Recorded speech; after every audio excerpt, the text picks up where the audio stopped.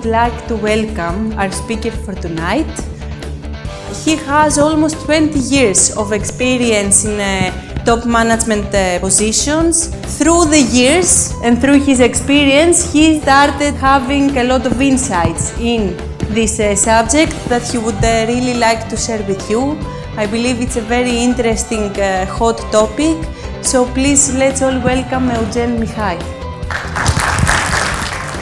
If you look only at the obvious, you see the positions of each of the parties in the negotiation.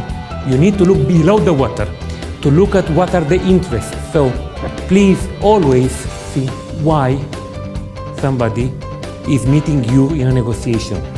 Trust my word, if there would be a better alternative, he or she would not be sitting in front of you. So that person needs to close the deal with you, or is trying to close the deal. People are not telling by themselves why they are interested in that negotiation.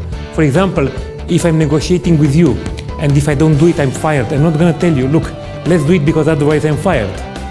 If you gain a 10% bonus at the end of the year because you do the deal, you'll not tell me because you'll be afraid I take advantage.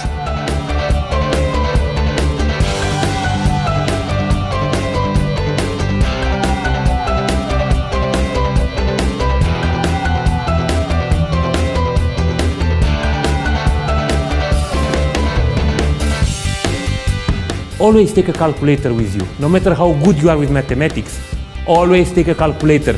I had one guy who did simple mathematical mistake like adding two numbers because he was stressed.